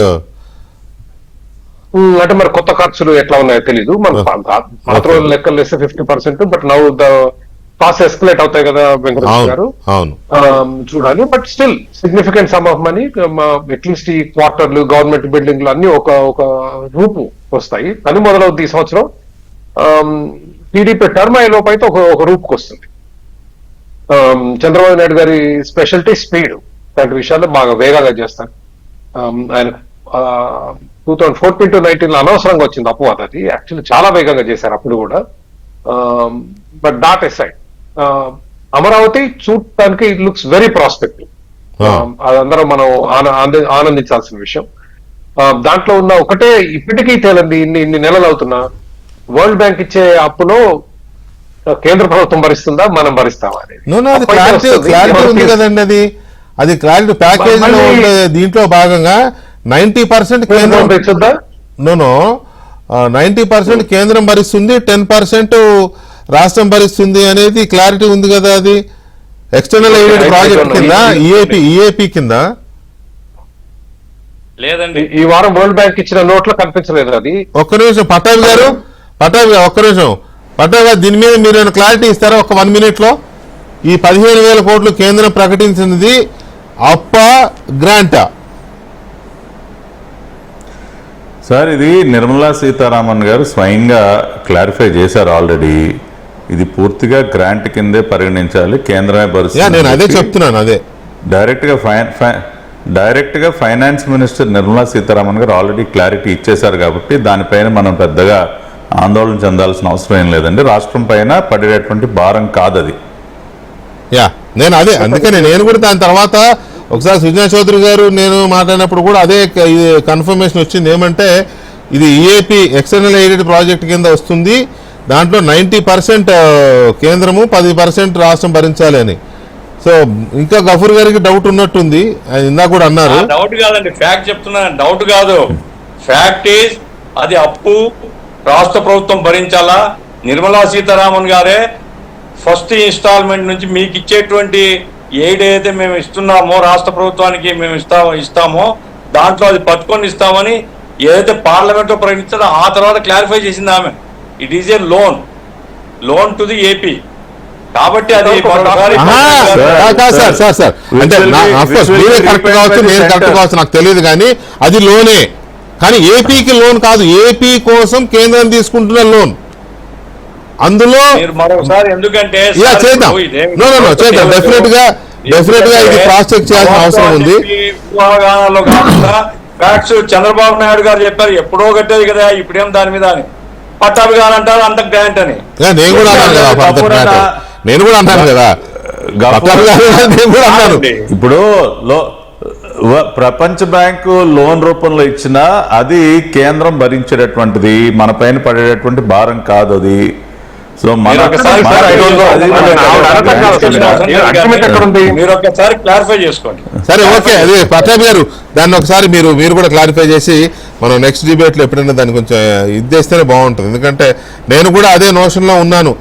మనకి ఎట్లా అయితే స్పెషల్ కేటగిరీ స్టేటస్ ఉన్న స్టేట్స్కి ఈఏపీస్ కింద ఇస్తూ ఉంటారో అందులో అట్లా ఇచ్చినట్టే ఇచ్చారని ఆ రోజు బడ్జెట్ స్పీచ్లో కూడా చెప్పారు. మరి చూద్దాం అదేంటది, క్లారిటీ తీసుకోండి. రైట్, చక్రవర్తి గారు please proceed sir. Okay, so Amaravati irrespective అండి, అది లాంగ్ టర్మ్ లోను చాలా కాలం తీర్చాలి కాబట్టి Amaravati is on track. Polavaram is also doing well.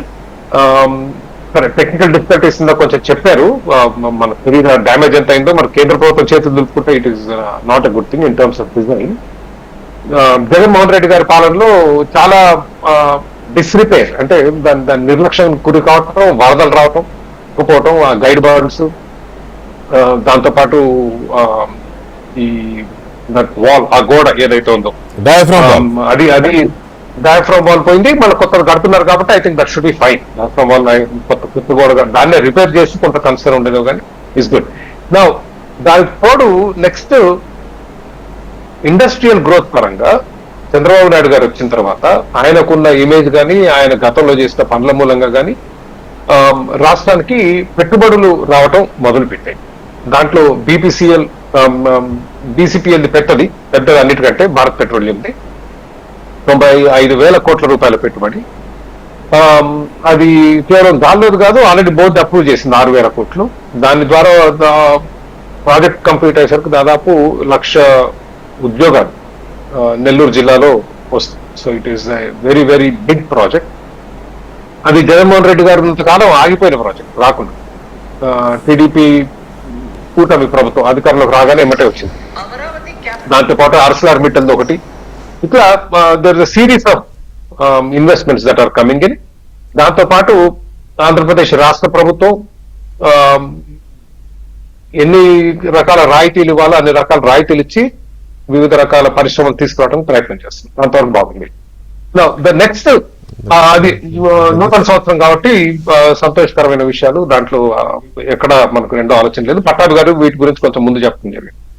ఇక కన్సర్నింగ్ అంటే మనం కొంచెం ఆందోళన చెందాల్సిన విషయాలు ఏంటి అంటే, తెలుగుదేశం పార్టీ ఎన్నికలకు ముందు అధికారంలో రావడానికి రకరకాల ఫ్రీబీస్ ప్రకటించడం జరిగింది. 4.5 సంవత్సరాల పాటు వైసీపీ చేస్తున్న నిర్లక్ష్య ఆర్థిక విధానాలను విమర్శిస్తూ కరెక్ట్ ఎన్నికల టైము కర్ణాటక ఎన్నికలు అయిపోగానే వాళ్ళని చూసి పులిని చూసి మనం వాతలు పెట్టుకున్నట్లు ఏమంటే మనం ఫ్రీ సిలిండర్లు అన్నాం, ఫ్రీ బస్సు అన్నాం, మెగా డిఎస్సి అన్నాం. వాటి ఖర్చు పేరబోతుంది. మీకు తెలిసిన విషయం, ఆంధ్రప్రదేశ్ రాష్ట్రానికి 10 లక్షల కోట్ల రూపాయల అప్పు ఉంది. 10 లక్షల కోట్ల రూపాయలు. మెగా డిఎస్సి ఇప్పుడు ఏదైతే ఇస్తున్నారో, ఉద్యోగాలు ఇవ్వబోతున్నారో దాని మూలంగా కనీసం 10,000 కోట్ల రూపాయలు ప్రతి సంవత్సరం. పెన్షన్ల మీద నిన్న చంద్రబాబు నాయుడు గారు ఇవాళ మాట్లాడారు. భారతదేశంలో ఎవరు ఇయ్యనంత పెన్షన్ 64 లక్షల మందికి ఇవ్వబోతుంది. నిన్న మాట్లాడారు గుంటూరులో అండి, నర్సరావుపేట 64 లక్షల మంది ఉన్నారు. 32,400 కోట్ల రూపాయల సంవత్సరానికి.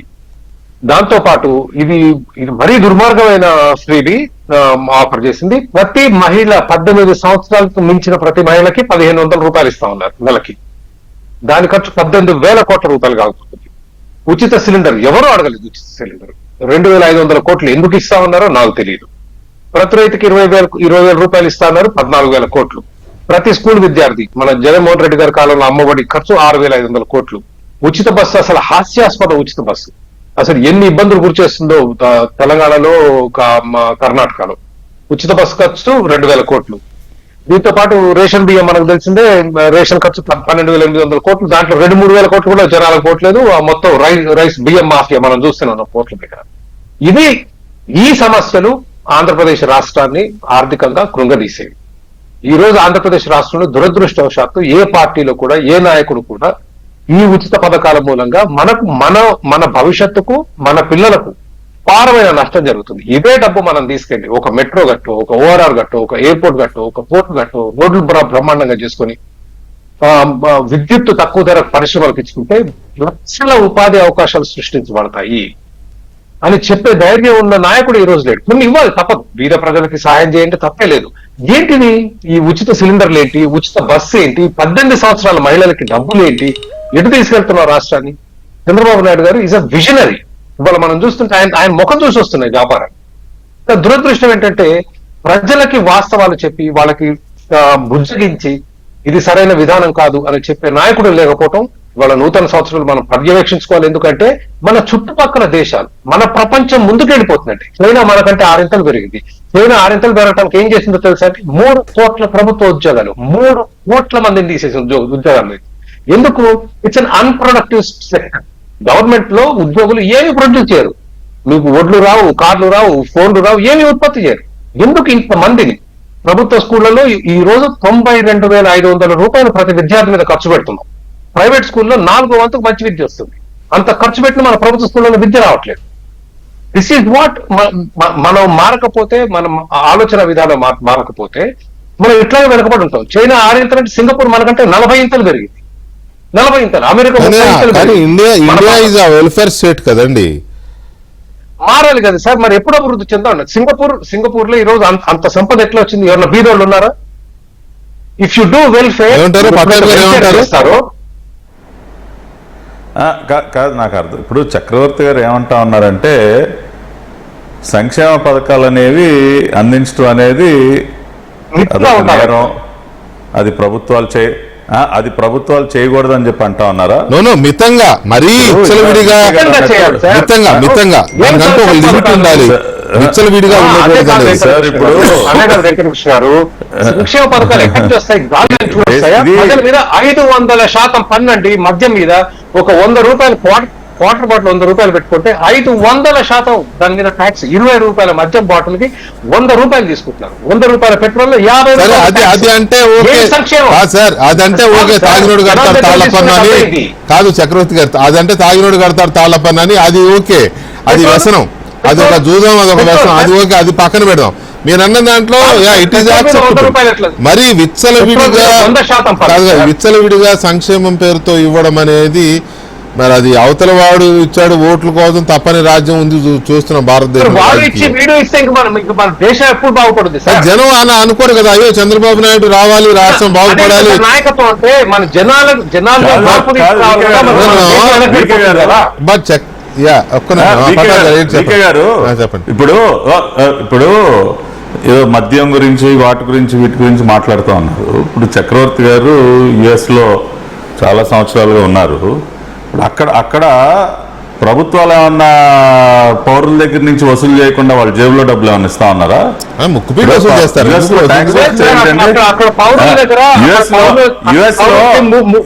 యుఎస్ లో యునైటెడ్ స్టేట్స్ లో ఉండేటటువంటి ప్రతి ఒక్క భారతీయుడు వాళ్ళకు వచ్చేటటువంటి జీతంలో ప్రతి నెల ఎంత ట్యాక్స్ రూపంలో పోగొట్టుకుంటా ఉన్నారంటే 30% అండి. ఒక భారతీయుడు ఏంటి అమెరికాలో ఉద్యోగం చేసేవాడైనా వ్యాపారం చేసేవాడైనా ఆదాయంలో 30% కట్టాల్సిందే. మరి ఇప్పుడు అటువంటి ఆ పరిస్థితి UK వెళ్తే 40% భారాలు మనం మోపుతా ఉన్నావా? సో ఇప్పుడు ఒక్కొక్క దేశంలో ఒక్కొక్క రకంగా ఉందండి. భారతదేశంలో ఇక్కడ ఒక చిన్న లాజిక్ మిస్ అవుతున్నాం. ఇక్కడ ఒక మాట, US లో నాకు తెలిసి పన్ను చెల్లించే వాళ్ళు బహుశా దాదాపు 70-80% ఉంటారనుకుంటా. ఒక 20% వీళ్ళు హోమ్లెస్ వాళ్ళు లేకపోతే పని చేయని వాళ్ళు ఇట్లా వీళ్ళు ఉంటారేమో, కానీ ఆల్మోస్ట్ 70-80% ఉంటారు అనుకుంటాను నేను, సబ్జెక్ట్ టు కరెక్షన్. అంతేనా చక్రవర్తి గారు? దాదాపు 80-90% పే చేస్తారు. 80-90% పన్ను కడతారు. ఇండియాలో అండి 3% ఇండియాలో ట్యాక్స్ పేయర్స్ 3% కట్టే ట్యాక్స్ పేయర్స్ కట్టే సొమ్ముని పెరుగుతోంది. పెరుగుతుంది. 1.5 నుంచి 3కి వచ్చింది. పోనీ 5 అనుకోండి. 5% ట్యాక్స్ పేయర్స్ కట్టే పన్ను ఆదాయాన్ని 95% పీపుల్ కి పెడుతున్నాయి ప్రభుత్వాలు. పెట్టొద్దని కూడా కాదండి, పెట్టొచ్చు. దానికంటూ ఒక limit. Gross misrepresentation sir, gross misrepresentation. ఇప్పుడు ఆదాయం పన్ను ఒకటే పన్ను కాదు సార్. మీరు ఒక కారు కొంటే కారులో 10 లక్షల కారులో 4 లక్షల పన్ను. వినండి, అమెరికాలో లేదు. మీరు లీటర్ పెట్రోల్ పోస్తే 100 రూపాయలకి 50 రూపాయలు పన్ను ఏంటండి? అసలు దుర్మార్గం అది. సిమెంట్ మీద 28% అమెరికాలో లేదు. మద్యం మీద 500% అమెరికాలో లేదు. ఏంది GST బాధుడు? మామూలు బాధుడు కాదు కదా, ఇది ప్రజల దగ్గర తీసుకునే ఇచ్చేది. మన ప్రకాష్ గారు చెప్పింది ఏంటంటే అమెరికాలో చేయట్లేరా, అమెరికాలో పన్నులు లేవండి అనేది. అమెరికాలో ఈ 3 ఉచిత సిలిండర్లు, మహిళలకు 18 సంవత్సరాలు దాటి నెలకు 1500 డబ్బులు, ఇట్లా అసలు అర్థం పద్ధం లేని లేవండి అక్కడ. అసలు ఇది పాఠాలు వద్దు సార్. చక్రవర్తి గారు మాకు అమెరికా పాఠాలు వద్దు. మా India is a welfare state. మాకు తెలిసి ఇక్కడ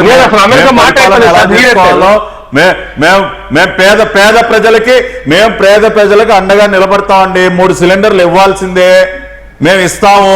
ఇవ్వటం మాకు తెలుసు. రాష్ట్రానికి ఆదాయం పెంచడం ఎలాగో తెలుసు, రాష్ట్రానికి సంపద సృష్టించడం ఏంటో మాకు తెలుసు. కాబట్టి అమెరికాలో జరగట్లేదు కాబట్టి అంటే అది కుదరదు సార్. ఇంకా పవర్టీ బిలో పవర్టీ చాలా మంది ఉన్నారు. వాళ్ళందరినీ పైకి తీసుకురావాలి. ఇవాళ Indian government is not a business entity. Indian government is not a corporate house. India is remain welfare state. కాబట్టి ఈ పాశ్చాత్య దేశాలు సింగపూర్, యునైటెడ్ స్టేట్స్ లో, మన పక్కన చైనా 1980s లో చైనా మనకంటే బీద దేశం సార్. చైనా మనకంటే బీద దేశం. ఇంకా మనమన్నా సోషలిస్ట్ వాళ్ళు కమ్యూనిస్ట్ దేశం. చైనాలో unemployment still look at the unemployment in China. Look at the unemployment in China today. ఎన్ని కంపెనీలు మూతపడతా ఉన్నాయి చైనాలో మీకు తెలుసా? ఇవాళ మీడియాని ఎందుకు ఎంటర్ చేయనిట్లా చైనాలోకి? ఇవాళ మీడియా బ్యాన్ చేశారు చైనాలో. ఎందుకంటే ఉన్నటువంటి కఠోర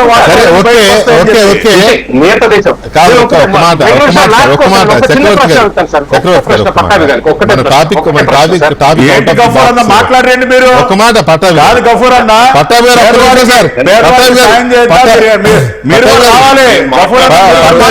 ఒక మాట వినండి, దయచేసి వినండి ప్లీజ్ ప్లీజ్ ప్లీజ్ ప్లీజ్. మన టాపిక్ ఆంధ్రప్రదేశ్ న్యూ ఇయర్ అనే దాని మీద మధ్య మధ్యలో ఇట్లాంటి రిలేటెడ్ కాబట్టి డీవియేషన్స్ వస్తూ ఉంటాయి, కానీ దాని మీదనే మనం డ్రైవ్ చేయాల్సిన అవసరం లేదు. ఆంధ్రప్రదేశ్ ప్రణాళికా సంఘం మాజీ ఉపాధ్యక్షులు కుటుంబరావు గారు లైన్లో ఉన్నారు. కుటుంబరావు గారు గుడ్ ఈవినింగ్ అండి, happy new year. Wish the same అండి, హ్యాపీ న్యూ థ్యాంక్ యూ. ఏం లేదు, ఈ డిబేట్ లో ఉన్నందరికీ కూడా happy new year. Thank you.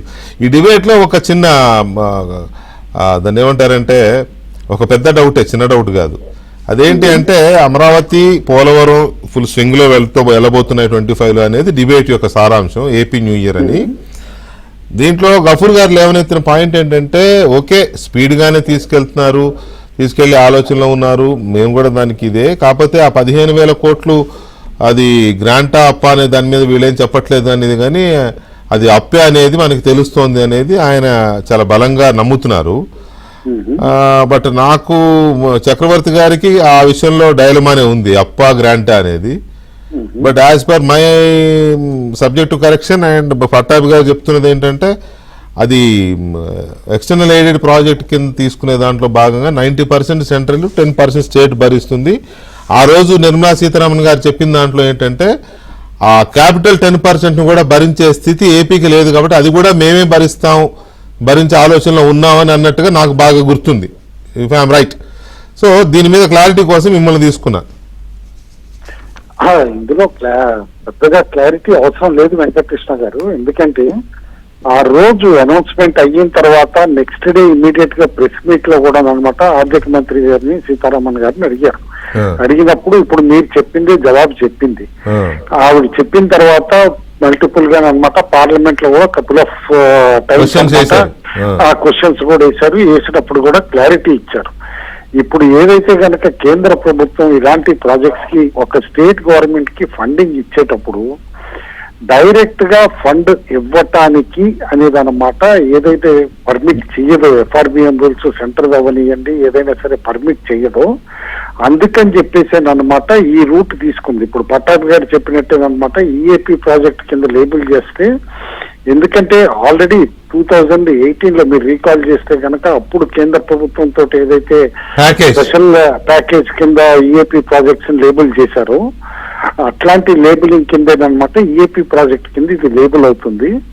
అయితే 90% పైన సెంటర్ ఇస్తుంది, 10% అన్నమాట ఏదైతే స్టేట్ షేర్ ఉందో as of now fiscal instability state లో ఉంది. కాబట్టి ఆ 10% అమౌంట్ స్టేట్ కి వచ్చే ఫండ్స్ ఏవైతే ఉంటాయో ఆ ఫండ్స్ లో నుంచి ప్రొవిజన్ చేస్తాము, స్టేట్ కి ప్రాబ్లం అని చెప్పేసి క్లియర్ గా చెప్పారు. బహుశా గఫూర్ గారు దాన్ని అనుకొని మొత్తం 15,000 కోట్లని అట్లా చేస్తారని అనుకుని ఉంటారు. ఇప్పుడు ఈ 10% క్యాపిటల్ ఏదైతే ఉందో స్టేట్ భరించాల్సింది దాన్ని కూడా కేంద్రమే భరిస్తూ స్టేట్ కి ఇవ్వాల్సిన గ్రాంట్స్ నుంచి మినాయించుకుంటా ఉన్నారు, అంతేనా? అంటే స్టేట్స్ కున్న గ్రాంట్స్ లో ఒక ప్రొవిజన్ కింద పెడుతున్నారు. 15,000 కోట్లు 15,000 కోట్లు 10% అంటే 1,500 కోట్లను కూడా కేంద్రం భరిస్తూ ఇప్పుడు కేంద్రానికి డిస్క్రిషన్ ఎక్కడ ఉంది? ఏ రాష్ట్రానికైనా గ్రాంట్స్ ఇవ్వడానికి డిస్క్రిషన్ ఉంది. కాబట్టి గ్రాంట్స్ అన్నమాట ఓవరాల్ గా స్టేట్ కి వచ్చే గ్రాంట్స్ అని కూడా పెంచుతా అందులో ఈ 1,500 పెడుతున్నారు. దాంతో అన్నమాట 1,500 గ్రాంట్ చొప్పున ఉంటుంది ఉండి దానిపైన వచ్చే ఈఏపీ డబ్బులు మిగతా 13,500 కోట్లు అన్నమాట డైరెక్ట్ గా ఈఏపీ కిందే వచ్చేస్తాయి. వాట్ పట్టాభి గారు సెడ్ ఇస్ అబ్సల్యూట్లీ రైట్ అన్నమాట, ప్యాటర్న్ అదే ఫండింగ్ ది. అయితే ఇంకొకటి పెద్ద అడ్వాంటేజ్ ఉంది ఇందులో, this will not be in the books of the state debt books record లో కూడా ఉండదు. ఈ 15,000 ఉండదు, ఎందుకంటే 13,500 ఉండదు. మొత్తం అన్నమాట సెంట్రల్ గవర్నమెంట్ ఎఫ్ఆర్బిఎం లిమిట్ లోనూ అందులో ఉంటుంది. ఏపీ ఎఫ్ఆర్బిఎం పైన zero implication. Right, okay, right. Thank you Kutumbarao గారు, thank you very much. So అది I think it is clear, ఎందుకంటే నాకు కూడా అదే గుర్తుండింది ఆమె ఆ రోజు చెప్పిన మాట. Right, anyway thank you. Right, Gafoor గారు, ఇప్పుడు మనం ఒక్కసారి ఆలోచిస్తే అమరావతి పోలవరం ట్రాక్లోకి వస్తున్నాయని చెప్పి చంద్రబాబు నాయుడు గారు చెప్తున్నారు. ఇక మిగతా విషయాలు ఉన్నాయి, ఎంప్లాయ్మెంట్ కానీ లేకపోతే సరే సంక్షేమం అంటే కొంత పాపులర్ స్కీమ్స్ ప్రకటిస్తున్నారు, కొంత సంక్షేమం తప్పదు, మనం ఎన్ని కొంత వెల్ఫేర్ స్టేట్స్ కాబట్టి దాని మీద భిన్నాభిప్రాయాలు ఉన్నాయి. మనం ఏమి ఏకపక్షంగా సమర్థించలేము, అలాగని ఏకపక్షంగా తిరస్కరించలేము. కాకపోతే ఎంప్లాయ్మెంట్ తర్వాత అదర్ ఫ్యాక్టర్స్ చూసినప్పుడు మీ అబ్జర్వేషన్ ఏంటి? అంటే వెంకటకృష్ణ గారు, ఒక కృషి అయితే జరుగుతుంది ఎంప్లాయ్మెంట్ జనరేషన్ కోసం, ఇండస్ట్రీస్ తీసుకొని రావడానికి రకరకాల స్టేట్మెంట్స్ అయితే వస్తున్నాయి. కానీ నా పాయింట్ ఏమంటే, ఇప్పుడు కూటమి ప్రభుత్వం శ్రద్ధ తీసుకోవాల్సింది, పవన్ కళ్యాణ్ గారు సనాతన ధర్మం మీద ఉన్న ఇంట్రెస్ట్ ఆ విశాఖ స్టీల్ ప్లాంట్ మీద పెడితే ఎక్కువ ఉపయోగం జరిగేది రాష్ట్రానికి ఈ పాటికి. అది అట్లాగే అది మునిగిపోతూ ఉంది. క్లారిటీ రావాల్సింది కరెక్టే.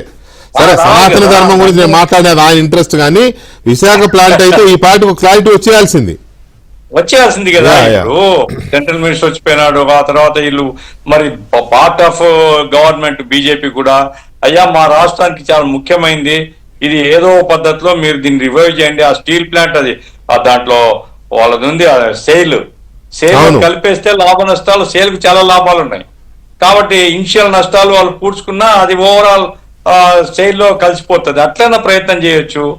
అదే ఇప్పుడు పక్కన మిట్టాల్ ఫ్యాక్టరీ పెడతాము అంటున్నారు. ఇది మునిగిపోయి అది వచ్చినా ఏం ఉపయోగం రాష్ట్రానికి? ఇది ప్రభుత్వ రంగంలో ఉండేది 1,00,000 మంది సుమారుగా ఇప్పుడు బతుకుతున్నారు. ఇప్పుడు అది మునిగిపోయి మిట్టాల్ వస్తే, మిట్టాల్ ప్యూర్లీ వాడు బిజినెస్ మ్యాన్, అదేదో 5,000 మంది 10,000 మందికి మాత్రమే పరిమితం అవుతుంది.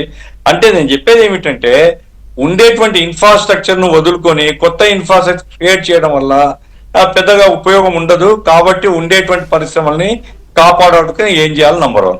నంబర్ 2, బీపీసీఎల్ కరెక్ట్, అది చాలా గొప్ప ప్రాజెక్టు రామాయపట్నంలో వచ్చింది. అదేదో విశాఖపట్నం, కాకినాడ, మచిలీపట్నం కాకుండా రామాయపట్నం రావడం అనేటువంటిది రాష్ట్రానికి చాలా ఉపయోగం. ఎందుకంటే ఈ రీజన్ లో బ్యాక్వర్డ్ రీజన్స్ ఇవి.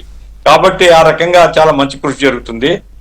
నా పాయింట్ ఏమంటే, ఇప్పుడు ఈ పారిశ్రామికీకరణ ఇప్పుడు కేంద్ర ప్రభుత్వాన్ని ఒప్పించండి.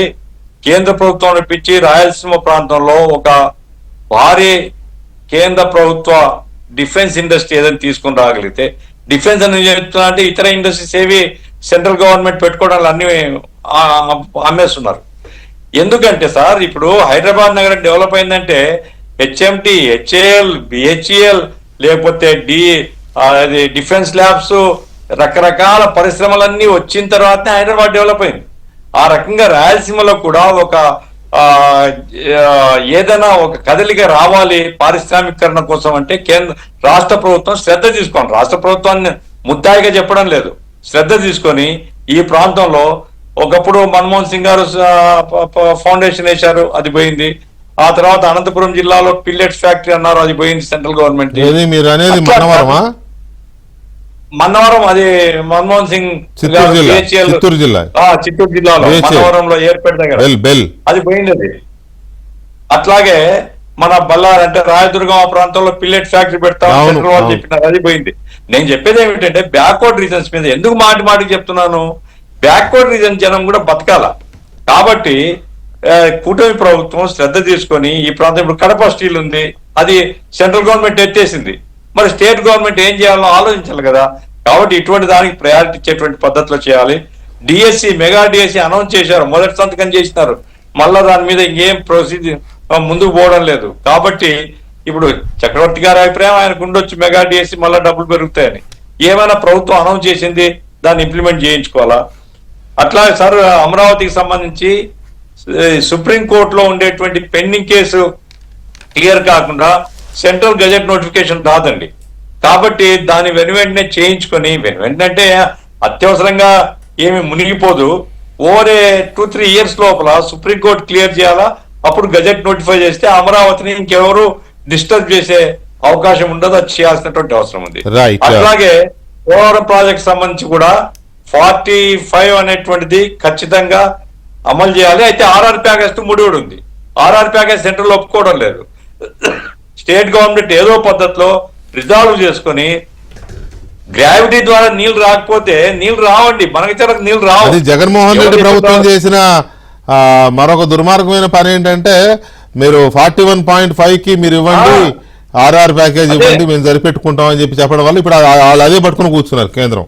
చాలా దుర్మార్గం. కాబట్టి కన్విన్స్ చేసి అక్కడ కనుక ఆ హిడ్ అది ఏదైతే ఇరుక్కొని ఉందో దాన్ని క్లియర్ చేసుకోగలిగితే అది ఉపయోగకరంగా ఉంటుంది. ఆర్ఆర్ ప్యాకేజీ ప్రజలకు ఇస్తారు, చేస్తే రాష్ట్రానికి చాలా. పట్టాభి గారు, ఇది ఒక కీలకమైంది మెగా డిఎస్సికి సంబంధించి తొలి సంతకం చేసిన వ్యవహారం కదా ఇది, ఇంతవరకు రాలేదు. మళ్ళీ ఈ ఇయర్ కొత్త సంవత్సరంలో ప్రకటిస్తామంటున్నారు, విద్యా సంవత్సరం నాడు భర్తీ అంటున్నారు.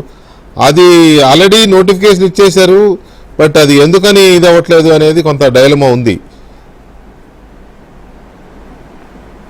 యా, ఖచ్చితంగా అండి. అంటే అనౌన్స్ చేసిన తర్వాత ఇప్పటికీ కొంత సమయం తీసుకున్నటువంటి మాట వాస్తవం, కానీ అతి త్వరలోనే అది గ్రౌండ్ అవుతుంది.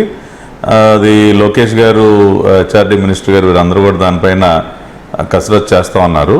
అంటే గత ప్రభుత్వంలాగా ఊరికనే కలబొలి మాటలు చెప్పి ఏదో సాగదీత కార్యక్రమాలు చేసేటటువంటి అలవాటు, అటువంటి పరిస్థితి ఈ ప్రభుత్వంలో ఉండదు. బట్ వెరీ సూన్ అది అవుతుంది. రెండోది, అమరావతి గురించి ఇందాక గఫూర్ అన్న కొన్ని మాటలు, ఆయన కొన్ని విషయాలు ప్రస్తావించడం జరిగింది. నేను ఒక విషయం చాలా స్పష్టంగా చెప్పదలుచుకున్న వికే గారు.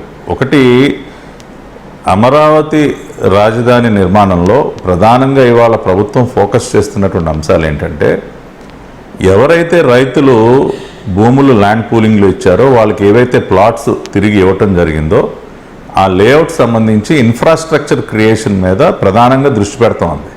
ఇవాళ వచ్చేది మేము ఇప్పుడు 15,000 కోట్ల రూపాయలు ఏవైతే వచ్చాయో అవన్నీ కూడా ఆ లేఅవుట్స్కి, రోడ్స్ కానివ్వండి, డ్రైన్స్ కానివ్వండి, కేబుల్, అండర్గ్రౌండ్ కేబుల్ నెట్వర్క్స్ వేయటం కానివ్వండి, ఇవన్నీ కూడా ఆ డబ్బులంతా కూడా ఆ ప్లాట్లకు సంబంధించి ఏదైతే లేఅవుట్స్ ఉన్నాయో వాటి ఇన్ఫ్రాస్ట్రక్చర్ మీద ఎక్కువగా ఖర్చు పెడతా ఉన్నాం. అంటే మౌలిక సదుపాయాల మీద ఎక్కువ ఖర్చు పెడతాను. అంతేగాని ఫ్యాన్సీగా ఏదో ఒక 2-3 బిల్డింగ్లు కట్టేసి ఏదో టవర్లు, షోకులు, హంగామా చేసేటటువంటి ఆలోచన చంద్రబాబు నాయుడు గారికి లేదు. అవసరమైనటువంటి ఇంపార్టెంట్ బిల్డింగ్స్ ఏవైతే ఉన్నాయో, సెక్రటేరియట్ టవర్సు, మనకు కావాల్సినటువంటి కొత్త అసెంబ్లీ కానీ, కొత్త హైకోర్టు భవనం కానీ, ఇటువంటి 3-4 స్ట్రక్చర్స్ తప్పితే మిగతావన్నీ కూడా కేంద్ర ప్రభుత్వ సంస్థలు, అనేక సంస్థలు వాళ్ళు భూములు తీసుకున్నారు రాజధాని ప్రాంతంలో, అక్కడ వాళ్ళు నిర్మించబోతా ఉన్నారు. ఇంకా మనకు విలువైనటువంటి ల్యాండ్ బ్యాంక్ బోల్డ్ అంత ఉంది. అది చాలా ప్రైవేట్ సంస్థలు, హాస్పిటాలిటీ, టూరిజం సెక్టర్లో కానీ రకరకాల సెక్టర్స్లో వాళ్ళు ఆ భూములు కొనుగోలు చేస్తూ ఉన్నారు. Amaravati is a self sustainable capital అని దేనికన్నా అంటే మనకి వాల్యుబుల్ ల్యాండ్ బ్యాంక్ ఉంది. దాని ద్వారానే మనం అమరావతి నిర్మాణానికి కావాల్సినటువంటి వనరులు కూడా చాలా వరకు మనం సమకూర్చుకోవచ్చు. కాబట్టి గఫూర్ అన్న, మీరు ఏదైతే అన్నారో, అంటే కావాల్సినటువంటి అంతవరకు మనం అవన్నీ కూడా చేసుకుంటూ ఎక్కువగా రాష్ట్ర ఖజానా మీద భారం పడకుండా మనం రాజధాని నిర్మించుకుందాం అన్న ఆలోచన మీద ఏదైతే ఉందో అది కరెక్ట్, దాని మేమేం కాదనట్లేదు. 6 లైన్స్లోనే కావాల్సినవి ఏవైతే ఉన్నాయో, ఇంపార్టెంట్గా మనం ముందుగా చేయాల్సినవి ఏవైతే ఉన్నాయో వాటి మీదే ఫోకస్ చేసి వాటిని ముందుకు తీసుకెళ్తా ఉన్నాం. Right. New year of Andhra Pradesh ఏంటంటే వెంకటేష్ గారు మీరు ఆసక్తి చూపించలేరు, కానీ we should also remember some of the things that went bad గతంలో. సో చంద్రబాబు నాయుడు గారు టీడీపీ ప్రభుత్వం, కూటమి ప్రభుత్వం వచ్చిన తర్వాత మంచి పనులు జరుగుతున్నాయి, కానీ కంపెనీలని ఆంధ్రప్రదేశ్ నుంచి ఏ విధంగా తరిమి కొట్టారు అది మర్చిపోకూడదు. మన చరిత్ర నేర్పించిన గుణపాఠంలో చాలా ముఖ్యం. మీకు గుర్తుందో లేదో, అమర్ రాజా బ్యాటరీస్ ని మీరు అర్జెంట్ మూసుకొని వెళ్ళండి అన్నారు. లూలు దీన్ని తరిమి తగలబెట్టేశారు. ఫాక్స్కాన్ వెళ్ళి ఈ రోజు ఎంత పెద్ద ఫ్యాక్టరీ అయిపోయింది తమిళనాడులో. సిరి సిటీలో ఉండాల్సింది శ్రీ సిటీలో ఉండాల్సిన కంపెనీ టీసీఎస్ ని అట్లాగే పంపించారు. సో వీ షుడ్ రిమెంబర్ గతంలో ఎట్లాంటి దారుణాలు జరిగాయి. అది జరిగినప్పుడు మనం ప్రజలకి గుర్తుండాలి, ఎందుకంటే అదే పొరపాట్లు మళ్ళీ జరగకుండా ఉండాలి. 100 సంవత్సరంలో అందరూ సంతోషంగా ఉండాలి కాదనను, కానీ మన గతంలో జరిగిన పొరపాట్లు గుర్తుంచుకొని మళ్ళీ అవి పునరావృతం కాకుండా జాగ్రత్త. Yeah, thank you very much Chakravarthy గారు అండ్ గఫూర్ గారు, పట్టాభిరామ్ గారు, థ్యాంక్ యూ వెరీ మచ్ అండి చర్చలో పాల్గొన్నందుకు. ఇది వాళ్ళ డిబేట్.